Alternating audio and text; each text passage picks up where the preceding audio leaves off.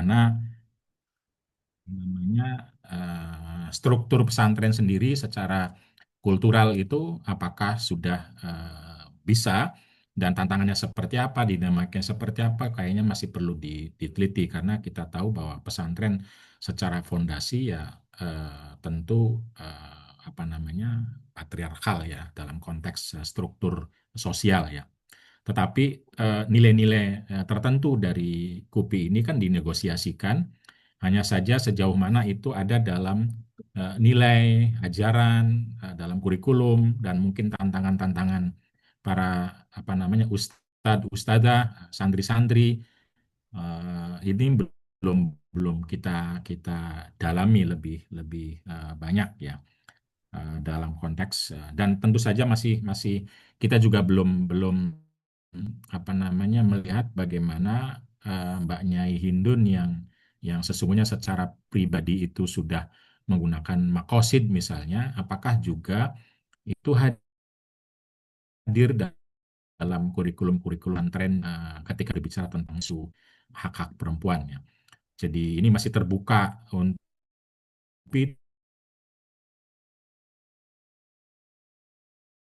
tidak hanya apalagi kita tahu ada Ning juga yang, dan tidak hanya Ning dan pesantrennya karena di figur Kupi ini kan juga ada orang-orang yang sesungguhnya tidak memiliki dalam tanda kutip modalitas kultural nasab pesantren, tetapi dengan Kupi lalu dia ketika keilmuannya ada itu punya tempat, punya panggung, dan juga tidak hanya pesantren apa namanya juga pribadi-pribadi atau tokoh-tokoh sosial, isu-isu sosial kemudian oleh Mbak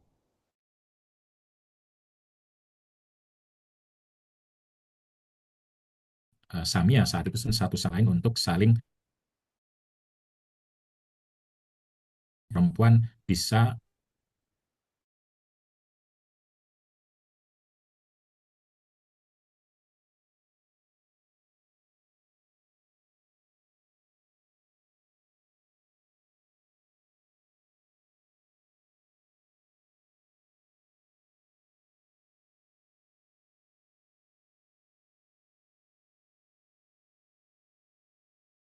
saya pikir itu dari saya ya sebagai awal ya untuk menceritakan tentang paper itu, dan mudah-mudahan ini bisa menggerakkan teman-teman yang lain untuk bisa memotret lebih banyak, lebih dalam, dan mungkin lebih kritis ya untuk melihat berbagai dinamika, tantangan, dan kopi itu sendiri. Terima kasih Mbak Terima Ili, begitu kasih dulu. Mbak. Nah, setuju apa mungkin perlu eh, banyak eh, penelitian lagi. Jadi saya waktu membaca ada juga beberapa peneliti yang mungkin bisa didapatkan juga di Totit Readings ya. Di situ ada juga ulama-ulama perempuan yang pulang dari KUPI tetapi bisa menggunakan pesantrennya untuk menerjemahkan nilai-nilai yang mereka dapatkan dari KUPI sehingga yang melalui fatwa untuk meneruskan perjuangan mereka di dalam pesantren mereka. Mungkin nanti Mbak Isma bisa mengirim paper-paper tersebut. Siapa tahu bisa menggunakan untuk referensi lebih lanjut.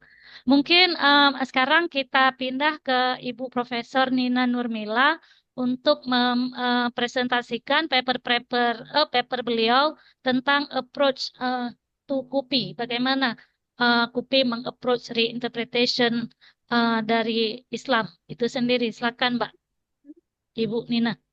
Oke, terima kasih Eli. Bismillahirrahmanirrahim. Assalamualaikum warahmatullahi wabarakatuh. Saya izin share screen dulu. Hmm, Iya, sepertinya yang ini. sebentar Teh. Oh ya, kenapa ini saya aja yang share? Saya aja yang share. Eh, Iya, oh, udah bisa Teh. udah. Lebih leluasa supaya Nur Isma tidak ini lebih baik saya itu. Oke. Nur Isma bisa nggak pin saya itu apa namanya? Sudah, sudah saya pin juga. Oh, kok di saya yang munculnya dirimu ya? Apa namanya di screen saya malah dirimu yang ini. Bismillahirrahmanirrahim. Assalamualaikum warahmatullahi wabarakatuh.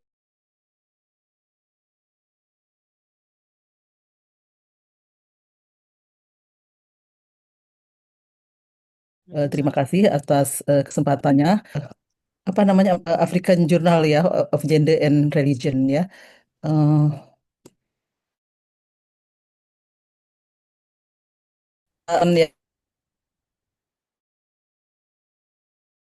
ya, yang sudah hadir Bu Canan dan teman-teman para ulama perempuan. Saya senang diundang berbicara dan juga menulis ya. Jadi memang menulis itu harus ada dorongan internal dan eksternal ya.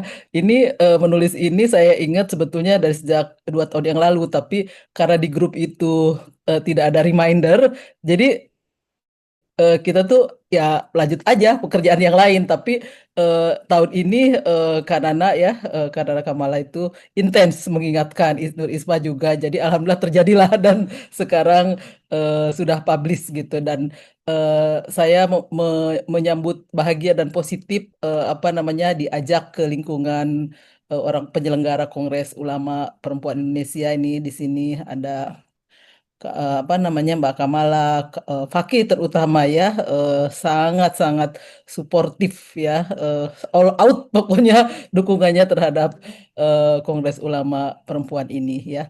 Jadi memang sebetulnya kata ulama sendiri untuk perempuan itu istilah yang menentang arus gitu ya, yang pada umumnya menganggap bahwa ini untuk laki-laki. Jadi memang perlu keberanian dan bekal ilmu yang cukup dan kepercayaan diri ya untuk mengubah konstruksi bahwa ulama itu bukan hanya laki-laki. Nah, salah satu yang berpengaruh di KUPI itu kan Mbak Nur Rofiah ya, yang saya juga akan membahasnya. Jadi isi artikel ini menunjukkan bahwa tafsir itu tidak bebas nilai, melainkan dipengaruhi oleh konteks dan latar belakang kepentingan penulisnya. Saya ingat waktu pertama kali membaca buku Farid Esak gitu ya, dia kan mengkritik bahwa tafsir klasik itu bias gender dan apa namanya memposisikan agama lain itu sebagai subordinate karena memang tafsir klasik itu lahir pada konteks Islam sedang berjaya gitu ya, sehingga kemudian memposisikan non-Muslim itu sebagai second class gitu. Nah, ketika Farid Esak menghasilkan apa namanya tafsir di mana konteksnya beliau itu hidup di South Africa sebagai korban apartheid yang dia sendiri tidak ditolong oleh tetangganya yang Muslim gitu ya. Tapi oleh orang non-Muslim disayang itu kan melahirkan tafsir yang berbeda yang memposisikan apa namanya orang non-Muslim bahkan kemudian menjadikan dia itu menafsirkan innaladina aman wa amilus solihat. Jadi orang yang beriman dan beramal soleh itulah kriteria masuk surga dan yang beriman itu bukan hanya orang Muslim gitu ya. Orang Muslim itu juga tidak mesti berlabel besar seperti itu. Itu contohnya bagaimana eh, tafsir itu tidak bebas nilai. Dan kemudian ini saya bawa ke karya Kupi, di mana karya-karya tafsir dan metodologinya Kupi itu sangat distintif. Nanti saya tunjukkan di kesimpulan. Dan ini akan saya jelaskan dengan metodologi yang di launching oleh Kupi di Kupi 2 tahun 2022, yaitu yang di propose oleh tiga influential organizer of KUPI ya, yaitu Mbak Nyai Badriah Fayumi dengan pendekatan ma'rufnya, kemudian Kang Fakih saya senang dia ada di sini sekarang, jadi kalau misalnya ada pertanyaan tentang Qiraah Mubadalah, nanti saya lempar ke dia aja, karena beliau, dialah yang sedang saya ceritakan gitu ya, dan beliau ahlinya gitu. Kemudian Mbak Dorofiah ya dengan keadilan hakiki bagi perempuan dia menulis di Kupipedia itu bagus sekali dan juga saya merujuk Nalar Kritis Muslimah dan edited book yang Kang Fakih sama Mbak Nur itu menulis di sana gitu ya. Nah, ini Mbak Bad semua orang saya kira di WhatsApp grup KUPI sudah kenal Mbak Bad gitu ya. Jadi Mbak Bad adalah pendiri dan pengasuh Pondok Pesantren Mahasina Darul Quran dan Wal Hadis, dan beliau sudah punya pengalaman banyak sebagai misalnya anggota DPR, Komisioner KPAI, dan sekarang aktif sebagai Wakil Sekretaris Jenderal MUI gitu ya. Beliau S1 dan S2-nya di bidang tafsir hadis di UI Jakarta dan pernah mendapatkan gelar LC ya di Azhar University. Kemudian saya lanjut ke penjelasan tentang ma'ruf gitu ya. Ini bagus sekali. Jadi memang dalam Al-Quran itu banyak sekali digunakan kata-kata ma'ruf gitu ya. Dan eh, itu Mbak Bad itu eh, mendefinisikan, jadi berdasarkan bacaan yang dia ambil, itu dia menjelaskan bahwa ma'ruf itu adalah segala sesuatu yang mengandung nilai kebaikan, kebenaran, dan kepantasan yang sesuai syariat, akal sehat, dan pandangan umum suatu masyarakat. Jadi tiga paket tuh ya, syariat, jadi teologis ya sesuai syariat, logis sesuai akal, dan sosiologis sesuai dengan kepantasan umum masyarakat gitu ya. Dan itu maksudnya sesuai syariat itu tidak mesti harus sesuai dengan bunyi teks literal ya, melainkan berarti tidak bertentangan dengan nilai-nilai universal syariah. Nilai-nilai universal syariah itu seperti misalnya keadilan, kesetaraan gitu ya. Kemudian dia mengambil contoh yaitu tentang pembagian harta gono gini. Ini pembagian harta gono gini ini diatur di dalam Undang-Undang Perkawinan ya, di mana kalau kita sudah menikah itu harta yang kita dapatkan selama pernikahan itu setengah milik istri, setengah milik suami gitu ya. Dan itu dilihat dari konteksnya, istri itu tidak mencari nafkah, ibu rumah tangga seperti halnya di Undang-Undang Perkawinan. Nah, menurut Mbak Ba, jika istri berperan ganda selama pernikahan dan dia menanggung membesarkan anak, maka pembagiannya tidak lagi setengah-setengah, melainkan sama adil gitu ya. Tidak harus sama rata setengah-setengah, tapi sama adil gitu ya. Yaitu istri bisa menerima 3/4 dan suami 1/4. Ini saya kira bahwa adil itu tidak berarti sama, tapi berdasarkan kontribusi ya. Dan di fikih klasik sendiri tidak ada istilah harta gonogini karena memang dikonstruksikan suami itu hanya hanya menafkahi gitu ya, perempuan, ibu rumah tangga, tapi bedanya kalau di konteks Timur Tengah itu ketika menikah itu maharnya itu tinggi, nilainya tinggi, sehingga kemudian ketika bercerai itu mahar itu bisa membuat si perempuan itu mandiri gitu pasca perceraian. Nah, ini berbeda dengan di Indonesia yang kadang-kadang eh, mahar itu yaitu seperangkat alat sholat yang cuma simbolis gitu ya. Nah, kemudian tar dulu ini ya, tulisan sayanya nggak kelihatan. Saya tidak membaca. Oke, mengapa keputusan pembagian harta gono gini ini dipandang ma'ruf? Ini menurut Mbak Bad, pembagian harta gono gini itu tidak dipandang bertentangan dengan syariat yang semangatnya memang memberikan waris kepada perempuan yang sebelumnya sama sekali tidak memiliki hak atas waris. Jadi semangat pembagian harta gono gini ini merupakan apresiasi atas kerjasama perempuan dalam membangun keluarga secara bersama-sama dengan laki-laki. Dan pembagian harta gono gini ini masih terbuka formulanya sesuai dengan musyawarah ya dan konteks masing-masing yang memang berbeda dengan konteks Timur Tengah yang hanya memposisikan istri itu sebagai penerima nafkah saja. Walaupun di Indonesia juga masih banyak ya istri yang hanya menerima nafkah saja atau sebagai ibu rumah tangga. Nah, menurut pendekatan ma'ruf ini, pembagian harta gono gini ini sesuai dengan akal sehat karena siapa berkontribusi apa gitu ya. Meskipun perempuan itu hanya hanya dalam tanda kutip ibu rumah tangga gitu, tapi mereka sebetulnya berkontribusi untuk kenyamanan suami pergi kerja dalam keadaan kenyang ya, baju bersih gitu kan. Konsep ibu rumah tangga itu kan perempuan yang tinggal di dalam rumah ngurus suami dan anak gitu kan. Eh, tapi tidak semuanya orang Indonesia perempuannya ibu rumah tangga. Saya sendiri bukan ibu rumah tangga ya. Karena sebetulnya perempuan harus mengklaim dirinya pekerjaannya itu bukan ibu rumah tangga ketika kita itu dosen gitu kan. Eh, oke, dan itu tidak bertentangan dengan syariat. Oke, sekarang saya pindah ke Kang Fakih ya dengan pendekatan mubadalah. Jadi Kang Fakih sudah kenal kalau misalnya Anda di apa namanya mengaji tiap minggu pagi, beliau sangat generous ya dalam berbagi ilmunya tiap pagi 5:30 gitu ya hari Minggu. Itu adalah jadi mendapatkan gelar S1 di Fiskus dengan double degree di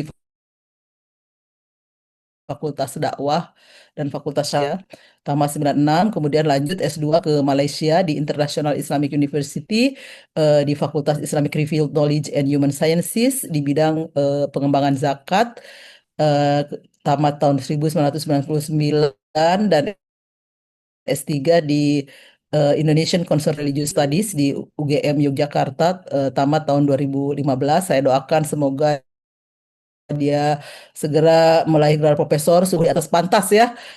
Dan topik disertasinya adalah tentang interpretasi Abu Syukuh terhadap teks-teks hadis ya. Sorry, teks-teks hadis untuk penguatan pemberdayaan perempuan. Nah, ini qiraah mubadalah itu merupakan metode reinterpretasi Quran dan hadis untuk memastikan adanya pemahaman yang adil terhadap tadi Abu Syukuh ya, yang melahirkan hermeneutik kesetaraan yang berpendapat bahwa perempuan itu harus dianggap sebagai subjek dalam membaca teks agama, dan memang tujuannya adalah untuk membebaskan perempuan dari penafsiran yang membatasi dan mendukung relasi gender yang egaliter ya. Dan inti dari mubadalah adalah membina hubungan kerjasama antara laki-laki dan perempuan dalam seluruh aspek kehidupan sosial, baik dalam keluarga maupun bermasyarakat. Dan ini adalah teks bahwa jadi teks Al-Quran itu bukan hanya untuk laki-laki saja gitu ya, tapi juga untuk laki-laki dan perempuan sebagai subjek yang setara dalam amar ma'ruf dan nahi mungkar ya, memerintahkan kebajikan dan mencegah kemungkaran. Dan kita juga harus tahu struktur bahasa Arab ya. Struktur bahasa Arab itu kan ketika jama mudzakkar salim, assalamualaikum, kum itu termasuk di dalamnya kunna gitu ya. Ini yang tidak boleh dilupakan karena Al-Quran menggunakan bahasa Arab yang memang itu sudah ada gitu ya, di bangsa Arab yang memang strukturnya seperti itu gitu ya. Jadi teks yang ditujukan hanya untuk laki-laki harus dipahami memiliki makna utama yang juga ditujukan untuk perempuan dan sebaliknya gitu ya. Jadi hasilnya makna kebaikan yang diajarkan teks harus dipahami sebagai sesuatu yang harus dilaksanakan oleh laki-laki dan perempuan, sebagaimana keburukan itu juga harus dihindari oleh laki-laki dan perempuan. Mungkin kalau dalam Al-Quran saya contohkan misalnya wa'ashiruhunna bil ma'ruf, itu kan perintah kepada laki-laki untuk memperlakukan istrinya dengan baik. Itu juga sama dengan qiraah mubadalah, itu perintah agar istri memperlakukan suaminya dengan baik juga gitu ya. Nah, ini bagus sekali ya. Ini hampir sama dengan apa namanya penjelasan Nur Rofiah yang akan saya jelaskan juga, bahwa teks agama itu harus dipahami secara keseluruhan gitu ya. Jadi Kang Fakih mengkategorisasi Al-Quran itu kepada tiga, yaitu Al-Mabadi, Al-Qawaid, dan Juz'iyat. Jadi yang Al-Mabadi itu yang memiliki teks-teks, jadi teks tentang nilai-nilai yang fundamental mungkin ya, seperti keimanan, keadilan, ketakwaan. Qul huwallahu ahad itu adalah teks Mabadi karena dia tentang keesaan Tuhan yang kapanpun, dimanapun itu applicable gitu ya. Kemudian yang kedua itu tengah-tengah, jadi tentang prinsip-prinsip tematikal seperti nilai dan norma yang terkait dengan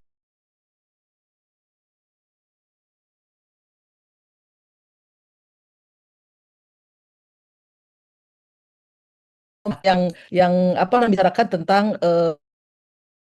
norma yang bersifat implementatif ataupun operasional. Nah, yang lebih banyak dibahas itu dalam qiraah mubadalah itu bisa dinegosiasikan dan harus dipahami dalam hubungannya dengan teks yang dikategorikan nomor satu dan nomor dua itu gitu ya. Jadi lebih fleksibel terhadap perubahan sebetulnya yang bersifat implementatif itu, supaya tetap nilai keadilannya itu tertangkap.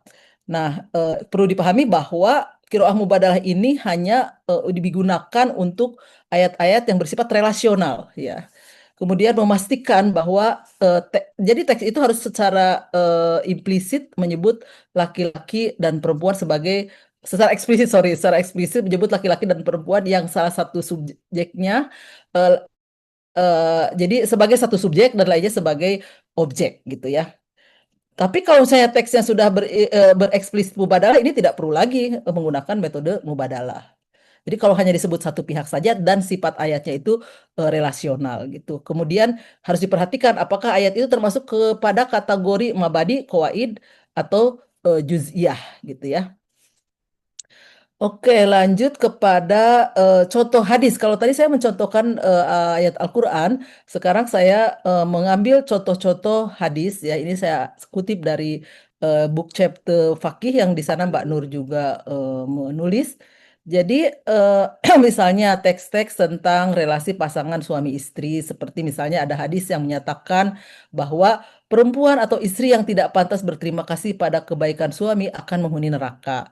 Kemudian perempuan yang tidak melayani kebutuhan biologi suami akan dilaknat malaikat. Dan perempuan yang meminta cerai tanpa alasan yang mendasar akan diharapkan oleh surga. Nah ini semua teks-teks ini subjeknya perempuan gitu ya. Seolah-olah dan itu semua sifatnya negatif ya. Seperti stereotyping gitu ya. Tentu saja secara prinsip tidak mungkin Islam memerintahkan dan mengancam hanya karena seseorang itu berjenis kelamin perempuan. Sehingga kemudian kita bisa menggunakan dengan kiroah mubadalah, kita bisa memberlakukan hadis ini kepada laki-laki walaupun tidak secara eksplisit disebutkan gitu ya. Yaitu bahwa secara mabadi, secara nilai-nilai fundamental itu laki-laki dan perempuan kan memang diminta Islam untuk beriman, berbuat baik, bersyukur, melayani orang dan menjaga keutuhan rumah tangga. Sehingga kemudian kita merujuk juga nilai qawaid, yaitu prinsip relasi pasangan suami istri itu adalah al-qawaid ya, al-qawaid yang 5 pilar itu gitu ya. Nah, bahwa keduanya bermitra dan berpasangan, keduanya harus menjaga ikatan pernikahan secara kokoh. Jadi keduanya sebagai subjek pemelihara pernikahan itu gitu ya, dan berbuat baik satu sama lain, saling bermusyawarah dan saling mengupayakan kerelaan dan kenyamanan masing-masing. Sehingga dengan begitu maka hadis-hadis ini perempuannya itu bisa diganti menjadi laki-laki, bahwa si laki-laki yang tidak pandai berterima kasih kepada istrinya, ya itu juga dia juga akan menghuni neraka. Jadi laki-laki yang tidak melayani kebutuhan istrinya maka juga dilaknat oleh malaikat. Laki-laki yang meminta cerai tanpa alasan, maka dia juga diharamkan surga. Begitulah cara kerja mubadalah untuk hadis yang sifatnya relasional. Oke, sekarang saya berpindah kepada Mbak Nur Rofiah dengan pendekatan keadilan hakiki ya, yaitu bagi perempuan. Ini yang suka ngaji KGI pasti sudah kenal Mbak Nur Rofiah dan bukunya Nalar Kritis Muslimah ya. Beliau dosen UIN Jakarta, namun DPK ya diperbantukan di PT IKI Jakarta. S1-nya di IAIN Jogja yang terkenal pemikirannya progresif ya. Di UIN Jogja itu kan ada Elkis gitu ya. Memang suasana belajarnya di Jogja itu beda. Kemudian S2 dan S3 di Turki ya. Salut dia apa namanya?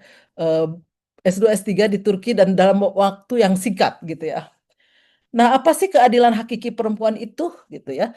Jadi keadilan hakiki perempuan itu adalah konsep keadilan yang tidak didasarkan pada standar tunggal laki-laki gitu ya. Eh, tapi mempertimbangkan pengalaman perempuan baik secara biologis maupun sosial. Jadi secara biologis perempuan itu kan haid, hamil, melahirkan, menyusui, dan dengan kondisi biologisnya ini perempuan rentan untuk disubordinasi, dimarginalisasi, distigma, kemudian menjadi korban kekerasan dan bisa menanggung beban ganda. Jadi bekerja di rumah iya, kemudian mencari nafkah iya gitu ya.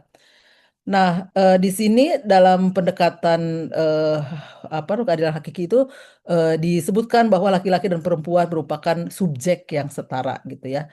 Nah, di bahwa sama-sama mereka itu adalah hamba Allah yang memiliki kemampuan fisik, intelektual, spiritual yang nilainya tergantung pada bagaimana mereka menggunakan kemampuan tersebut untuk memberikan manfaat kepada orang lain. Misalnya sebagai suami istri, keduanya harus bertanggung jawab. Jadi baik istri ataupun suami sama-sama punya tanggung jawab untuk menciptakan hubungan yang damai sebagai anggota keluarga dan juga bertanggung jawab membangun dan memelihara kehidupan berkeluarga. Jadi seorang istri itu jangan hanya pasrah saja. Jadi dia juga harus menjadi agent untuk menciptakan kebahagiaan dalam rumah tangganya gitu ya. Nah, sekarang ini hampir semisal dengan tadi kategorisasi ayat menurut Kang Fakih, Mbak Nur Rofiah juga mengkategorisasi Al-Quran itu kepada tiga, yaitu ada ayat-ayat yang dikategorikan sebagai titik berangkat, eh, yang memposisikan perempuan itu sebagai objek seperti zuyyina linnasi hubbus syahawati minan nisa gitu ya, seolah di situ perempuan itu sebagai objek. Itu adalah menurut Mbak Nurofia itu termasuk kategori ayat titik berangkat gitu. Jangan sampai dipahami itu sebagai ajaran Islam yang ending gitu maksudnya. Karena memang kita memahami Al-Quran itu harus, maksudnya itu sebaiknya kontekstual dan tadriji bertahap. Dan ada juga ayat-ayat yang merupakan kategori target antara, yaitu ayat yang merefleksikan titik kompromi antara cara pandang bersikap pada perempuan sebagai objek dan sebagai subjek. Jadi seperti misalnya dalam waris orang meng-highlightnya adalah bahwa lidzakari mithlu hadil unthayain, bahwa laki-laki itu mendapat dua bagian dari perempuan, kemudian perempuan masih boleh dipoligami, nilai kesaksiannya dianggap setengah. Kemudian ada juga ayat yang final ya, final tujuan final, yaitu ayat yang merefleksikan kemanusiaan penuh laki-laki dan perempuan, seperti misalnya wal mu'minuna wal mu'minat ba'duhum auliya'u ba'din. Dan kemudian dalam kasus li'an di mana ketika perempuan dituduh berbuat zina oleh laki-laki dan laki-lakinya itu bersumpah, bisa kena tuh perempuan menjadi apa namanya dihukumi rajam, tapi perempuan bisa ini balik, bersumpah balik. Itu namanya li'an, bahwa laknat Allah atasku kalau aku perkataannya bohong gitu ya, dalam menentang kesaksian laki-laki. Dan kemudian dengan begitu maka batal tuduhan si laki-laki, sehingga menunjukkan bahwa nilai kesaksian perempuan dan laki-laki itu adalah setara. Itu adalah tujuan final dari ayat ya. Nah, saya ini poin penting, dan ini terakhir ya, tentang bagaimana ketiga metodologi itu merupakan trilogi metodologi KUPI yang saling mendukung satu sama lain gitu ya. Jadi ini digabung nih, tiga metodologi ini. Jadi dengan menggabungkan tiga metodologi itu, ma'ruf, mubadalah, dan keadilan hakiki, yang pertama dilakukan ketika membaca ayat Al-Quran atau sekumpulan ayat adalah menangkap mana ma'ruf dulu dalam ayat itu.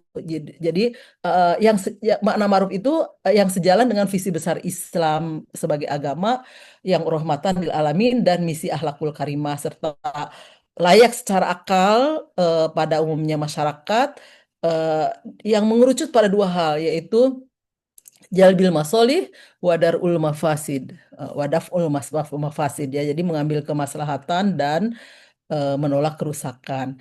Nah, kemudian makna ini kemudian menjadi tanggung jawab bersama nih. Setelah menemukan makna ma'ruf, maka menjadi tanggung jawab bersama laki-laki dan perempuan untuk menciptakan atau mewujudkan kemakrufan itu, nilai-nilai ma'ruf itu gitu ya. Jadi disitulah meletakkan laki-laki dan perempuan sebagai subjek yang setara yang bertanggung jawab gitu ya. Kemudian yang ketiga, upaya perwujudannya itu disertai kesadaran keadilan hakiki itu, bahwa melihat, mempertimbangkan bahwa perempuan itu memiliki perbedaan biologis dan sosial yang tidak dialami atau tidak dimiliki oleh laki-laki, sehingga dengan mempertimbangkan perbedaan biologis dan sosiologis ini pada tingkat implementasi itu, eh, ketika ada hal-hal yang perlu dihadapi, tidak membuat perempuan itu semakin terpuruk karena perbedaan biologis dan sosial yang dimilikinya, melainkan difasilitasi. Jadi menggunakan affirmative action gitu ya, untuk memperoleh kemaslahatan yang dimaksudkan oleh teks dan terjauhkan dari keburukan yang dilarang. Ini contohnya. Jadi contohnya misalnya dalam Quran surat An-Nisa ayat 34 yang bunyinya ar-rijalu qawwamuna 'alan nisa bima faddalallahu ba'dhum 'ala ba'din wa bima anfaqu min amwalihim. Ini menekankan, jadi ma'rufnya itu apa? Tentang pentingnya tanggung jawab atau kiwabah dalam berkeluarga. Jadi misalnya praktek pemenuhan nafkah pasangan suami istri, baik secara fisik, psikis, sandang, pangan, kesehatan, termasuk seksual. Nah, pemenuhan kebutuhan ini termasuk hal yang ma'ruf, baik ya, sejalan dengan syariah, diakui oleh akal pada umumnya dan masyarakat dengan tentang kehidupan berumah tangga. Nah, kemudian pemenuhan tanggung jawab menciptakan apa namanya atau penyediaan nafkah, eh, atau fasilitas kesehatan itu perwujudannya bersifat mubadalah atau kesalingan, yaitu menjadi tanggung jawab dan sekaligus hak bersama gitu, baik laki-laki dan perempuan. Di sini menurut saya pemberdayaan perempuannya ya, bahwa kita tuh harus agentik, baik laki-laki atau perempuan.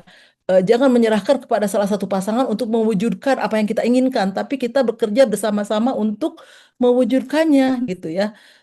Karena suami ataupun istri keduanya adalah pelaku aktif pemenuhan kebutuhan tersebut dan sekaligus penerima manfaatnya, yang teknisnya bisa dengan bersama-sama, bergantian atau berbagi peran sesuai dengan kemampuan dan kesempatan gitu ya. Namun keadilan hakiki menuntut laki-laki menjamin nafkah secara finansial terhadap perempuan terlebih dahulu, karena perempuan secara biologis akan hamil, melahirkan dan menyusui, dan secara sosial memang di banyak tempat kesempatan untuk mencari nafkah itu, karena memang masyarakat kita banyak patriarkis, itu lebih banyak dimiliki oleh laki-laki. Ini yang epilognya. Jadi yang apa yang unik dari KUPI sesuai dengan tema hari ini? Jadi KUPI itu menghasilkan tafsir yang mengkritik dan menjadi penyeimbang tafsir yang ada, yang dominan dan patriarkis, yang selama ini mengkonstruksi relasi laki-laki dan perempuan secara hierarkis berdasarkan jenis kelamin. Jadi laki-laki diposisikan lebih tinggi. Nah, KUPI menghasilkan tafsir yang adil gender, yang baik menurut syariat, akal dan kebiasaan, yang menjadikan laki-laki dan perempuan sebagai subjek dan memastikan bahwa pengalaman perempuan diakui dan diakomodir agar tidak menciptakan ketidakadilan gender, yaitu berupa diskriminasi, subordinasi, stigma ya, atau stereotip, double atau multiple burdens, kekerasan dan marginalisasi. Saya mohon maaf kalau mengambil waktu yang lebih dan seharusnya 15 menit. Terima kasih atas perhatiannya. Assalamualaikum warahmatullahi wabarakatuh. Assalamualaikum warahmatullahi wabarakatuh. Selanjutnya saya akan berikan kesempatan kepada teman-teman yang ingin bertanya langsung. Bisa ditulis di chat atau bisa langsung tunjuk tangan. Untuk penanya pertama kita berikan 2 penanya.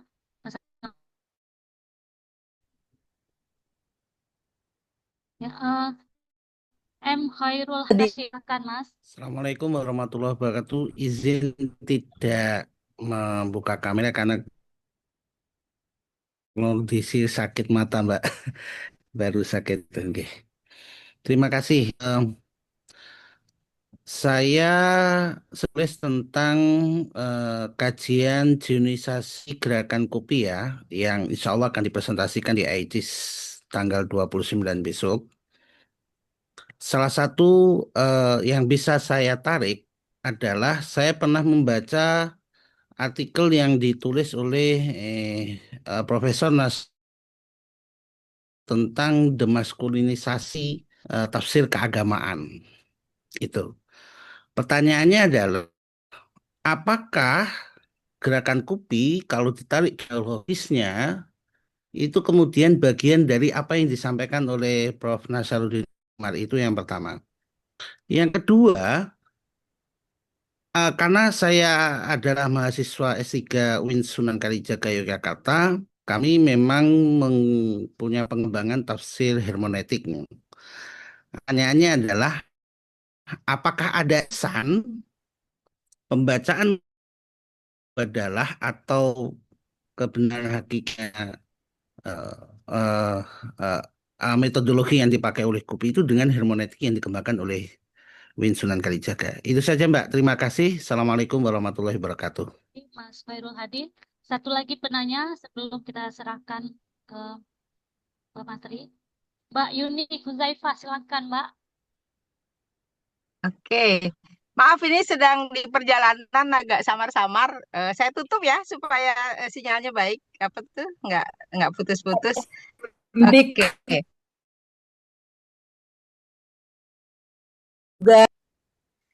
Oke. Tarik. Makasih presentasi yang keren-keren, juga hebat banget gitu ya, bikin jurnal khusus tentang apa? Ada jurnal khusus tentang KUPI. Entah ini pertanyaan, entah komentar. Yang pertama soal merunut kesejarahan KUPI yang menghubungkan dengan dinamika awal pertautan pemikiran-pemikiran kritis para intelektual Muslim global ke Indonesia. Saya ingat dulu misalnya LSPPA eh, eh, LSPPA, Elkis dan juga jurnal apa tuh Ulumul Quran, Pak. yang Ulumul Quran, betul. Nah, itu pemikiran-pemikiran misalnya Rifat Hasan, gimana soal bahwa perempuan tulang rusuk itu bukan ada di dalam, bahwa perempuan diciptakan dari tulang rusuk itu bukan tidak ada dalam Al-Quran. Kemudian juga pemikiran-pemikiran kritis lain. Saya ingat Wardah Hafiz juga menjadi penerjemah di pemikiran-pemikiran di Ulumul Quran. Kemudian bagaimana Asghar Ali Engineer juga diterjemahkan oleh Farid misalnya, bukan Farid Sainong ya, Farid Wajidi dan juga kawan-kawan Elkis Jogja, termasuk bagaimana sebetulnya masifikasi gender di perguruan tinggi Islam di pusat studi wanita waktu itu menurut saya juga berkontribusi yang cukup penting gitu. Nah, ini saya nggak tahu di dalam jurnal ini terekam nggak untuk melihat bahwa ada kegelisahan di kalangan kawan-kawan feminis dalam tanda kutip sekuler, bahwa ini ada problem-problem teologis yang tidak bisa diselesaikan gitu ya dengan persoalan gender secara linier gitu. Itu satu hal sehingga menurut saya nggak tahu di dalam ini sudah tertulis atau belum. Yang kedua, moga-moga di dalam kita mengonstruksi kesejarahan KUPI itu kita juga tidak tersentral membangun feodalisme sejarah gitu ya, yang seakan-akan KUPI itu tentu kontribusi beberapa tokoh ini penting, kita harus akui gitu ya. Tetapi juga tadi gitu bahwa kita penting membangun sejarah berbasis human rights gitu ya. Human gitu. Jadi jangan kita memperjuangkan keadilan gender tapi kita terjebak dalam bias feudalism itu sendiri gitu. Sehingga kita menganggap bahwa kesejarahan KUPI ini karena tokoh-tokoh si A, si B segala macam itu penting, tapi menurut saya bahwa ini ada kesadaran masif, ada keresahan masif. Kayak apa misalnya temuan disertasi saya juga bahwa kawan-kawan pekerja migran itu berkontribusi untuk menegosiasi ini pakai teori transnasionalism from below gitu, bahwa kawan-kawan migran ini yang bertanya kepada kiai-kiai lokal, kalau saya dulu breadwinner, kalau suami saya dulu breadwinner, sekarang ini pencari nafkah utamanya saya, apakah saya bisa disebut pemimpin? Juga soal seksualitas, apakah kalau suami saya tinggal, gimana seksualitas mereka? Kiainya jawab ya boleh kawin lagi lah. Kalau saya seperti apa dan lain sebagainya. Jadi menurut saya kontribusi kawan-kawan dari grassroots ini juga menjadi bagian penting untuk merekonstruksi sejarah kritis KUPI gitu loh. Itu gitu. Tentu dengan mengakui tokoh-tokoh yang penting ini, tapi menurut saya KUPI harus juga karena standarnya human rights, jadi kesejarahan based on human rights. Makasih Mbak Yuni. Jadi kita minta teman-teman untuk langsung merespon kepada penanya dan penanggap. Silakan, siapa duluan yang mau merespon? Saya sedikit aja ya, yang lain mungkin dijawab yang lain ya, maaf. Tadi pertanyaan dari mahasiswa S3 UIN Jogja ya tentang apakah ada irisan antara apa namanya Qiraah Mubadalah dan hermeneutik UIN Kalijaga, walaupun ini apa namanya lebih bisa dijawab oleh Kang Fakih sendiri karena beliau pencetus Qiraah Mubadalah. Yang saya pahami ya dari apa namanya yang saya tulis dari tulisan-tulisannya itu, jadi Qiraah Mubadalah itu adalah sebuah upaya memahami teks agama tidak hanya literal saja gitu ya, tapi juga kontekstual. Nah, sementara hermeneutics itu adalah upaya membaca teks sesuai dengan konteks masa lalu untuk diaplikasikan pada konteks masa sekarang. Jadi dua-duanya adalah penafsiran yang bukan literal dan merupakan penafsiran kontekstual. Itu saja dan yang lainnya silahkan kepada Kang Fakih dan Mbak Nana. Terima kasih. Makasih Mbak. Pakai duluan untuk yang Oke, terima kasih. Mas Khairul, siapa tadi namanya itu ya?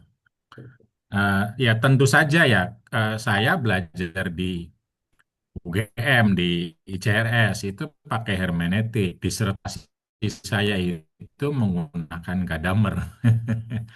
Dan tentu saja saya juga belajar di UIN. Cuma ketika saya balik kepada diri saya sendiri, kan kita juga mencari formula, model, terminologi yang kita kuasain dan itu kuat menurut saya. Jadi saya menawarkan sesuatu yang itu merupakan pengalaman saya sendiri sejak tahun 2000 ya, terutama terus terang ketika bicara hadis pada awalnya. Jadi saya membaca baik ya buku-buku Fatimah Mernissi, lalu kemudian menjadi pembicaraan di PSW yang secara umum kan kajiannya adalah historis. Maksudnya historis adalah bagaimana hadis itu dipandang sebagai sebuah teks yang muncul pada saat itu dan diperdebatkan, lalu kemudian dengan kerangka tertentu dipandang sebagai misoginis. Makanya buku-bukunya kan jelas sekali tuh, kita buku-buku yang perempuan tertindas dan lain-lainnya, saya kira. Nah, tetapi pertanyaannya kan apakah ketika kita sudah bilang itu misoginis, lalu kita tidak memakai. Nah, pertanyaannya kan ternyata kita tetap memakai. Kalau kita menuduh misoginis tapi kita memakai, artinya kan tidak tepat menurut saya ya. Karena pada prakteknya teks hadis itu hidup dalam masyarakat, ketika hidup ya prakteknya diinterpretasikan gitu loh. Sama seperti sekarang itu kita mendengar misalnya Mbak Nisa warga Dipura itu mau menginterpretasikan istilah yang awalnya dipandang sebagai misoginis, sumur, kasur, dan dapur itu 3R misalnya. Nah itu menurut saya model interpretasi seperti itu karena dia hidup, lalu interpretasinya justru untuk memberdayakan, menggerakkan, karena dia kuat di masyarakat, saya sebut sebagai mubadalah. Kira-kira begitu ya kira-kira. Jadi tentu saja sangat punya irisan, tetapi beri kesempatan kepada saya untuk memformulasikan sendiri dengan kekuatan tradisi, kekuatan bacaan, kekuatan saya sendiri ya dalam konteks apa namanya mubadalah misalnya, lalu kemudian menjadi trilogi fatwa Kupi, Ma'ruf, Mubadalah dan Keadilan Hakiki. Saya kira itu yang mungkin bisa saya sampaikan. Nah, soal Mbak Yuni yang sampaikan, saya setuju 100% dan paper ini juga sudah menyebutkan ya, Wardah Hafid, Ulumul Quran sudah kita sebutkan, kita sudah diskusi sama Mbak Ana juga itu penting. Tetapi memang porsinya tidak besar karena kita tidak sedang bicara itu. Tapi itu penting untuk disebutkan dan ajakan kita untuk menulis Kupi dan tidak hanya Kupi ya, semua sejarah dengan basis apa namanya semua manusia adalah penting untuk ditulis. Saya kira saya juga setuju dan mungkin karena itu juga orang seperti saya lalu kemudian juga ditulis Mbak Yuni. Saya kan tidak termasuk bagian yang punya darah biru. Begitu kira-kira. Makasih. Dan itu panggilan untuk semua saya kira penting ya, penting sekali bagaimana menulis Kupi juga. Dan saya kira teman-teman Kupi juga yakin, setuju dan kita penting untuk menuliskan Kupi dari berbagai apa namanya peran tokoh kiprah yang itu juga sudah ditulis sesungguhnya oleh teman-teman. Misalnya Fahmina Rahima itu punya tentang cerita baik apa namanya tokoh-tokoh orang-orang yang bergerak di komunitas begitu. Makasih. Ya, mungkin yang bagian saya. Jadi apa paper ini memang satu upaya untuk melihat gerakan Kupi sebagai fenomena sosial ya. Jadi bukan hanya sehingga di dalam special issue jurnal ini kita melihat Kupi dari berbagai uh, dimensi, baik dari segi teologis keagamaannya maupun sebagai satu fenomena sosial, khususnya untuk dua paper hari ini. Dan sebenarnya di paper ini memang upaya kami sebagai penulis adalah gimana menunjukkan karena Kupi ini menyatakan bahwa klaimnya itu klaim kolektif. Jadi ini adalah satu upaya kolektif. Dia keberadaan dan eh, misi gerakan ini dijalankan lewat satu modalitas kolektif. Nah, dan di dalam paper itu kita bicara juga bagaimana kongres dan fatwa, terutama fatwa yang dibuat dengan satu proses yang sangat partisipatif, ini menjadi wujud dari kolektif karakter kolektif dari klaimnya KUPI ini. Tapi memang ketika kita bicara kolektif kita juga perlu memastikan bahwa kita nggak hanya bahwa kita tidak menunjukkan bahwa di dalam yang kolektif ini pun ada the personal gitu, ada sang individunya, ada sosok manusianya yang kita perlu juga menunjukkan bagaimana antara ruang dan kapasitas kolektif itu dengan yang personal itu saling pengaruh mempengaruhi. Jadi karena itulah di dalam paper kami kita kemudian memberi contoh, ini contoh saja gitu dua sosok nyai itu untuk menggambarkan bagaimana upaya kolektif itu punya nyawa di dalam kehidupan pribadi dari ulama perempuan, dan kehidupan pribadi ulama-ulama perempuan ini berpengaruh pada eh, eh, eh, ruang kolektif dan suara kolektif yang dibangun di dalam gerakan ini. Jadi dinamika itu yang ingin kami sampaikan, komunikasikan lewat papernya. Nah, tentang tiga tokoh yang sejarah tersebut itu adalah itu kami gambarkan di dalam paper sebagai ilustrasi cara gerakan KUPI, cara KUPI menunjukkan kehadirannya sebagai keniscayaan. Jadi lewat sosok-sosok yang jelas di dalam sejarah dan menunjukkan secara nyata di dalam lewat cerita pendek tentang mereka itu, tentang kiprah mereka di satu kaki di dalam ruang keagamaan dan satu kaki lagi di ruang kebangsaan. Mungkin itu saja dari saya. Makasih. Nah, terima kasih. Ini ada 3 pertanyaan lagi dari di ruang chat. Mungkin saya akan bacakan pertanyaan pertama untuk Kang Fakih. Ini pertanyaannya, saat ini saya tengah melakukan penelitian untuk mereinterpretasi Surat Al-Ahzab 33 terkait larangan tabarruj bagi perempuan melalui perspektif metodologi trilogi KUPI. Konsep ma'ruf, qiraah mubadalah, dan keadilan hakiki perempuan. Dan materi malam ini sangat mendukung sekali meskipun masih dalam tahap proses. Ketika sempat berdiskusi tentang metode mubadalah, ada tulisan maupun pendapat yang menilai bahwa qiraah mubadalah terkesan mengabaikan aspek bahasa dalam penafsiran.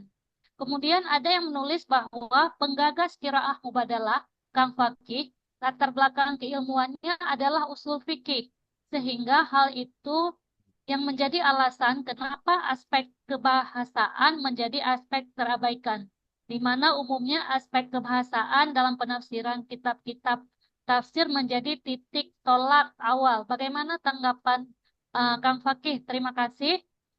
Terus satu lagi ada, saya ingin mengetahui lebih dalam tentang teks Mabadi dalam konsep mubadalah Nyai Fakih.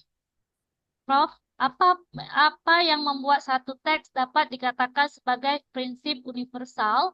Teks Mabadi, sifat universal dalam diukur dengan apa? Dan apakah ini sama dengan yang dimaksud visi besar Islam dalam konsep Ma'ruf Nyai Badriyah? Terima kasih. Silakan Kang Fakih untuk merespon dulu. Ya, terima kasih. Saya biasa mengatakan begini ya, karena metodologi itu kan pada prakteknya adalah eh, menjadi diskursus publik. Jadi misalnya ketika Imam Syatibi mengenalkan konsep Maqasidus Syariah, lalu ada Doriyatul Khomsah, itu kan direspon oleh berbagai pihak dengan penjelasan yang bisa jadi terjadi dinamika, tantangan, berbeda, dan lain-lain. Jadi saya ingin mengatakan secara umum bahwa eh, metodologi mubadalah misalnya, karena mubadalah itu ada perspektif, ada paradigma, metodologi, dan juga gerakan.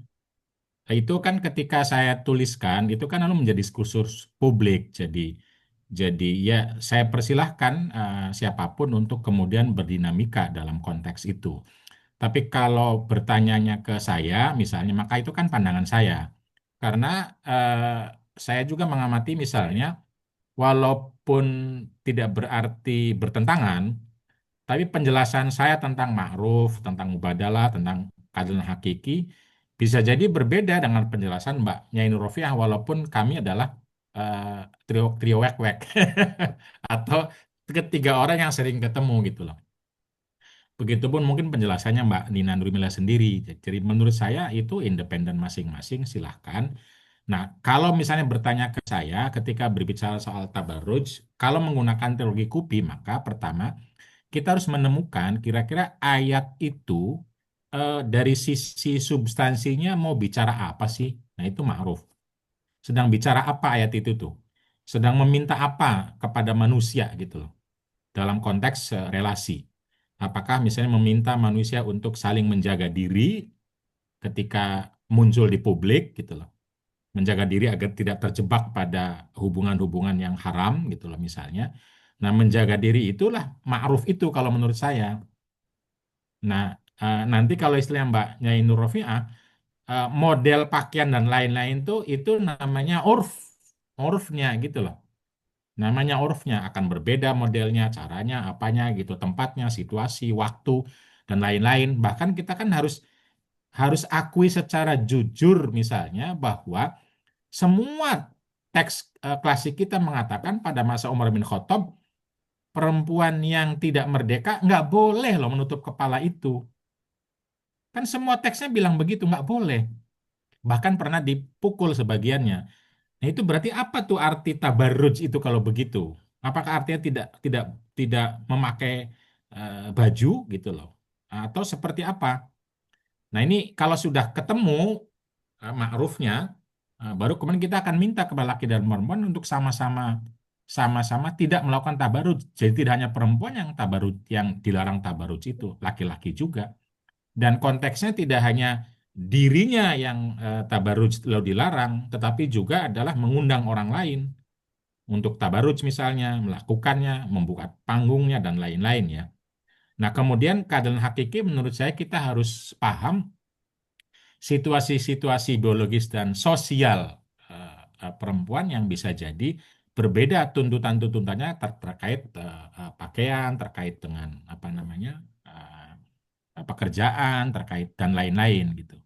Nah, ini kan apa namanya kerangka ini menjadi kerangka yang nanti pada prakteknya ketika ditanyanya kan langsung lalu wajib nggak pakai jilbab kan itu sudah teknis kalau menurut saya. Kerangkanya dulu sepakat deh kalau kerangka sepakat begitu itulah trilogi Kupi itu. Begitu ya sehingga nanti menjelaskan ayatnya tidak langsung ini pasti maksudnya ini harus ada kerangkanya dulu. Nah kalau pakai mandur kan modelnya ada antara ada misalnya begitu. Ini kan soal kerangka ya. Nah, eh, pembicaraan terkait dengan apakah mubadalah tidak memperhatikan bahasa, ya menurut saya memperhatikan bahasa banget. Usul fikih itu ada istilah dalalatul alfaz. Bagaimana sebuah kata memiliki makna. Begitu, ada adalah isyarah, ada adalah ibarah gitu. Ada adalah iqtidha. Nah, ternyata kalimat itu eh, dalam bahasa Arab, kajian bahasanya itu tidak serta-merta hanya berhenti di literal gitu loh. Begitu. dia memiliki makna yang juga bisa tadi konteks dan lain-lain dengan konsepsi itu. Nah, saya hanya ingin mengatakan apakah bisa eh, kaedah-kaedah itu berkembang pada konteks relasi laki-laki dan perempuan. Begitu. Jadi misalnya begini, contoh yang paling gampang ya. Kita kalau membaca hadis teman-teman ya, buka aja Bulughul Maram. Bulughul Maram itu hadis tentang hukum pernikahan, kalau tidak salah ada sekitar 127 hadis. Itu semuanya berbicara tentang laki-laki. Apakah lalu berlaku untuk perempuan? Kan pertanyaan begitu. Kalau kita memaksakan diri bahwa eh, kaidah bahasa Arab itu yang kum untuk laki-laki, ya maka nggak ada hadis berbicara kepada perempuan. Ya ma'syarah syabab misalnya kan kepada laki-laki untuk menyiapkan diri ketika mau menikah. Masa perempuan tidak diajak menyiapkan diri untuk menikah? Nah, pakai apa? Nah, menurut saya ini pakai mubadalah. Justru bahasanya adalah bahasa pendekatan di mana satu ungkapan tidak hanya literal. Kan kias juga sama. Awalnya tuh kan itu dianggap menyalahi bahasa. Menurut Ibnu Hazm misalnya. Tapi lalu kan kias menjadi bagian dari bahasa. Pentingnya berbahasa Arab kan jadi bahasa itu kamus itu kan berkembang pada akhirnya. Jadi memang sebuah kata itu pertanyaan apakah berhenti di situ saja atau juga punya punya makna apa namanya punya makna yang lebih berkembang gitu loh berkembang. Nah ini kan dalam kaidah-kaidah bahasa memang seperti itu. Ada seorang yang menulis apa namanya menulis ada tesis sorry ada artikel jurnal dalam bahasa Inggris berbicara tentang bagaimana kaidah mubadalah itu melengkapi kaidah-kaidah bahasa Arab yang missing. Menurut dia bagian dari kaidah bahasa mubadalah itu gitu loh. Kenapa ya? Ya contoh-contohnya kan gampang misalnya ya. Saya sering ngasih ngasih contoh kan. Jadi misalnya ada hadis sangat terkenal kan bahwa eh, seorang laki-laki yang digoda sama perempuan lalu dia mengatakan atau menolak maka akan masuk surga. Nah, kalau hanya literal, kan berarti hanya tentang laki-laki dong yang masuk surga itu. Karena di hadis itu 7 orang yang akan masuk surga, ya 7-nya laki-laki, rojulun, rojulun, rojulun, rojulun semua. Begitu, rojulun, da'athu imro'atun, faqala inni akhafullah. Nah, secara literal ya hanya laki-laki yang dipandang, tapi ketika saya bilang ini bukan rojulun itu bukan laki-laki, tapi seseorang. Nah, imro'atunya juga seseorang. Sehingga yang masuk surga itu bukan laki-laki yang, tapi seseorang yang tidak bersedia berbuat dosa, sekalipun diajak oleh orang lain yang mengajaknya bisa laki-laki, yang diajaknya bisa laki-laki atau bisa perempuan dan lain-lainnya. Nah, itu menurut saya ya kaidah bahasa itu tuh, cuma memang belum dijelaskan dulu. Apakah ada ulama yang sudah menjelaskan? Ada, tapi nggak pakai kaidah. Nggak pakai kaidah, cuma menjelaskan. Cuma pakai apa ya kaidahnya itu? Ada kaidah taglib misalnya. Kaidah taglib itu kan mengatakan setiap kata untuk laki-laki sekaligus untuk perempuan. Misalnya. Tetapi kan nyatanya banyak sekali untuk hal tertentu tidak berlaku perempuan. Misalnya ar-rijalu qawwamun nisa tidak berlaku di tafsir apa namanya? Perempuan itu di ar-rijalu. Maka datanglah Pak Nasaruddin Umar kan dengan pola beda rojulun sama beda mar'atun. Jadi justru menurut saya ya mubadalah itu juga memang bicara soal bahasa. Tapi pertanyaannya diterima atau tidak kan begitu pertanyaannya.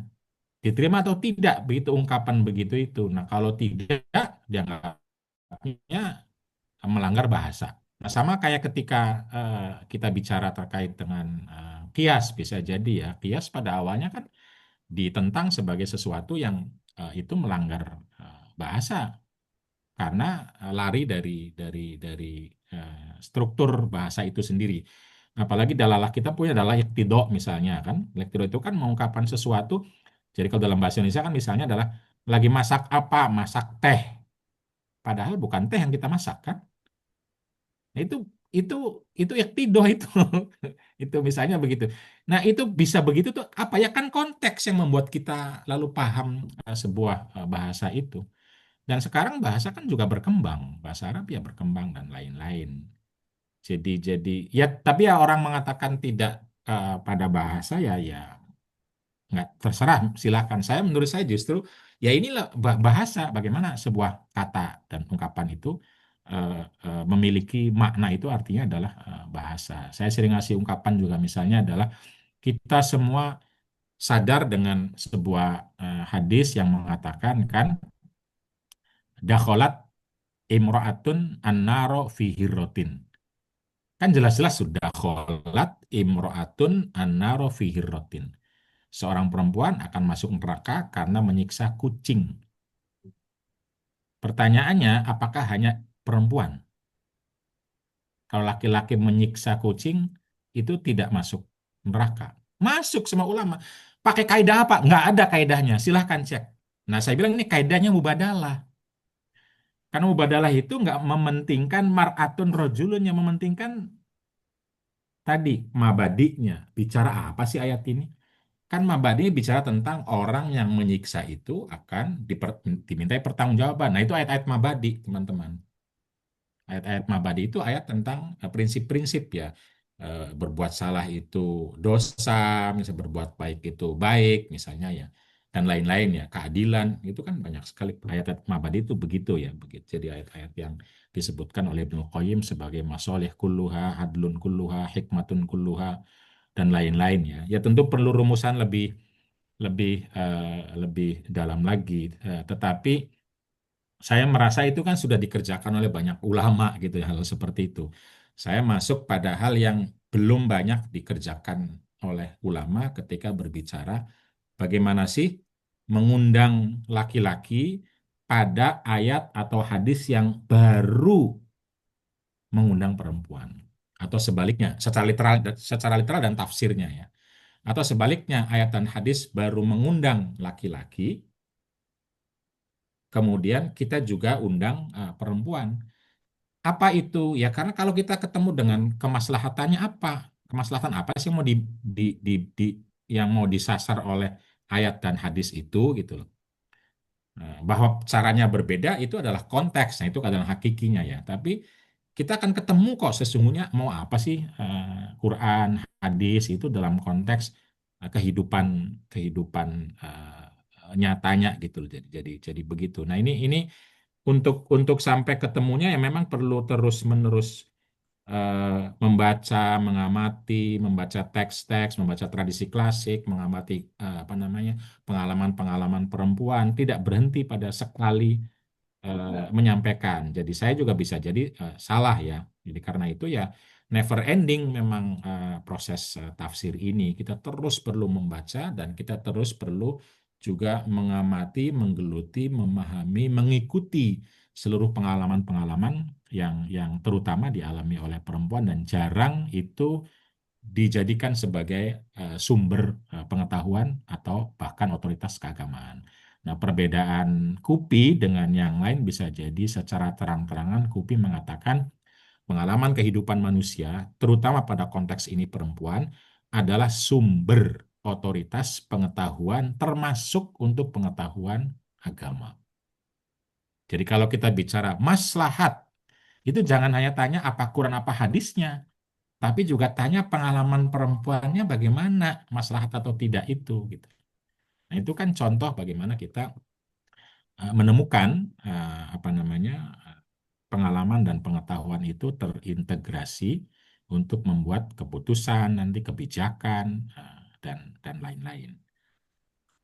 Begitu Mbak Nina, saya kira bisa ikut memberi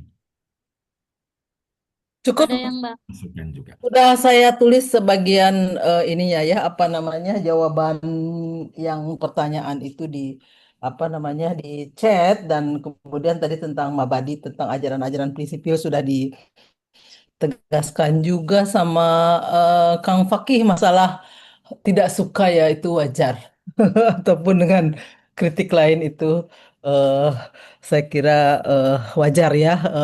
Tapi saya sebetulnya melihat apa namanya apa yang disampaikan oleh Fakih, Mbak Nur ya, di dalam membaca Al-Quran itu ada similarity dengan pendekatan Aminah Wadud ya, bahwa we cannot read the Quran in a piecemeal basis. Jadi satu ayat per ayat. Jadi dengan kategorisasi ayat dari Mbak Nur seperti starting point, kemudian middle, kemudian akhir, itu saya kira akan membantu pesan utama Al-Quran ya, sebagaimana kategorisasi apa namanya yang disampaikan oleh Kang Fakih itu adalah ada mabadi ya, kemudian yang juz'iyat yang paling bawah gitu ya. Dengan kategorisasi itu kita bisa membuat kita tidak bingung gitu loh. Kenapa ayat ini ke sini gitu. Itu membantu banget dalam menangkap pesan Al-Quran bahwa memang ada pesan-pesan fundamental dalam Al-Quran dan itu harus menjadi guiding principle dalam membaca ayat-ayat juz'iyat.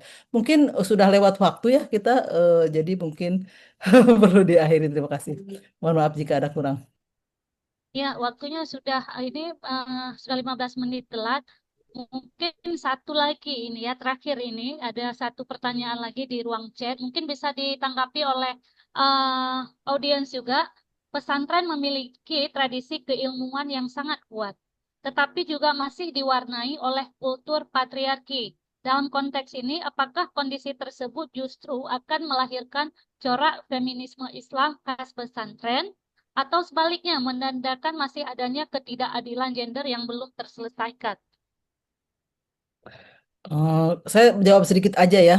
Jadi sebetulnya eh ya itu pentingnya kita belajar tentang gender. Saya juga kan orang pesantren dulu juga menerima begitu saja apapun yang ada di kitab-kitab yang tertulis di buku sebagai keadilan. Tapi kan sekarang sudah levelnya sudah beda ya. Saya mulai belajar critical thinking ketika S2 dan saya kira ini metodologi yang dipropos oleh KUPI juga itu adalah mengkritisi patriarchal interpretation. Jadi menurut saya pesantren perlu di mainstreaming gender dalam arti mainstreaming KUPI gitu ya pemahamannya sehingga kita lebih paham. Jadi menurut saya Al-Quran itu perlu didekati dengan banyak ilmu. Semakin kita punya banyak ilmunya, semakin kita bisa dapat tuh apa namanya nilai-nilai substantif keadilan Allah, karena Allah itu kan maha adil sehingga kemudian tidak mungkin Allah itu mendukung ketidakadilan dalam firman-Nya. Itu aja logikanya. Terima kasih.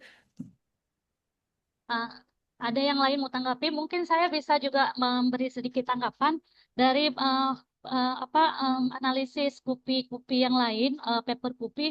Saya baca juga kenapa keunikan kupi ini di apa namanya dilaksanakan di pesantren. Mungkin itu juga menjadi khasnya sendiri.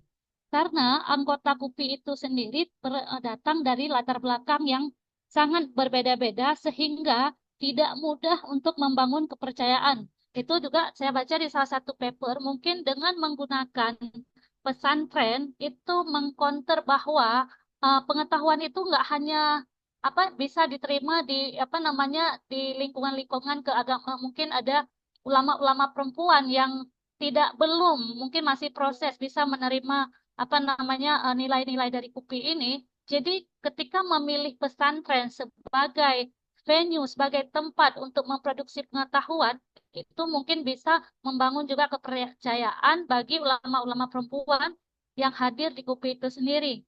eh yang biasanya kan kalau ada kongres, ada pertemuan itu secara di mana di hotel atau di mana, ini merupakan juga gerakan yang tidak tidak terpisahkan dari religiositasnya sendiri dan budaya, bahwa Islam itu dekat sekali dengan pesantren. Dan dari paparan pemateri tadi juga saya bisa membaca bahwa em, role model dari nyai-nyai ini juga bisa memperkuat otoritas keulamaan perempuan karena mereka sendiri yang menjadi contoh kepemimpinan perempuan itu. Misalnya ketika Mbak Nana tadi ngobrol masalah gerakan sejarah, ada beberapa banyak sekali perempuan ulama perempuan yang sudah melakukan banyak hal dalam memberdayakan perempuan, membangun sekolah, membangun tempat-tempat yang bisa memperkuat ekonomi perempuan, tetapi mungkin tidak banyak yang dibicarakan. Inilah khas KUPI, menyambung cerita yang putus kemudian ditulis kembali, karena seperti yang kita bicarakan tadi bahwa ini gak hanya isu kolektif. Dan sebelum kolektif itu ada personal yang harus kita perhatikan, bahwa jadi mungkin dengan role model dari nyai-nyai ini kita juga bisa menulis cerita-cerita yang unik dari ulama perempuan yang ada di lingkungan sendiri. Seperti Kang Fakih bilang, mari menulis sehingga ketika global ataupun nasional membaca bahwa tidak hanya single story, banyak sekali story-story yang di lapangan, di komunitas yang tidak terekspos, sehingga kita pikir cuman pengalaman perempuan itu yang hanya ada di apa namanya di yang besar-besar, yang punya apa namanya tadi jadi orang-orang biasa juga bisa memproduksi pengetahuan seperti ulama-ulama yang ada di komunitas.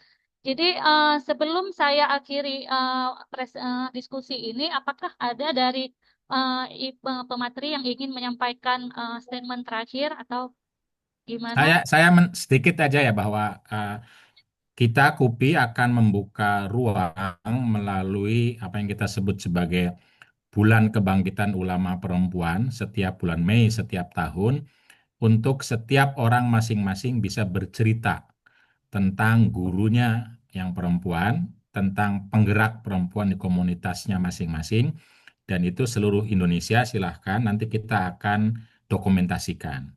Itu sebagai ruang bagaimana bahwa sejarah itu mari ditulis oleh semua orang tentang banyak orang yang tentu saja telah melakukan kerja-kerja apa namanya yang memberikan dampak kebaikan di terutama pada konteks ini adalah perempuan guru penggerak di komunitas masing-masing. Nanti kita akan gerakan di setiap bulan Mei BKUPI Bulan Kebangkitan Ulama Perempuan Indonesia. Mudah-mudahan tiap hari akan banyak yang bercerita tentang itu.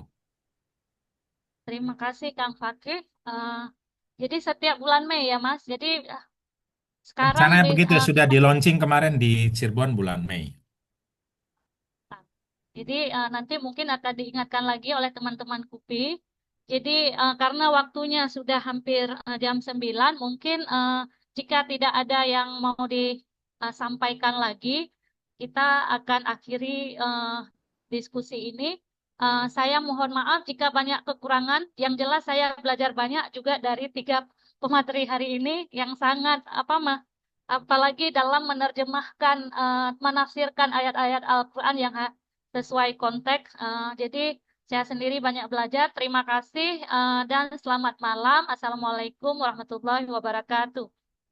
Saya kembalikan Waalaikumsalam Mbak Isma. warahmatullahi wabarakatuh. Waalaikumsalam warahmatullahi wabarakatuh. Nah, terima kasih kepada seluruh narasumber dan juga Dr. Ali dan teman-teman yang bergabung pada malam hari ini. Kita akan sambung dengan pertemuan kedua pada tanggal 24 ya, hari Jumat. 1 minggu kemudian nanti untuk tautan Zoom akan dikirim ke WhatsApp group. Dan juga untuk materi malam ini akan di-share di WhatsApp group. Terima kasih. Selamat beristirahat. Terima kasih. Assalamualaikum warahmatullahi wabarakatuh. Waalaikumsalam. Salam. Itu saya lihat Prof. Mufliha. Semoga sehat ya Prof. Mufliha. Semoga nanti bulan Mei tahun depan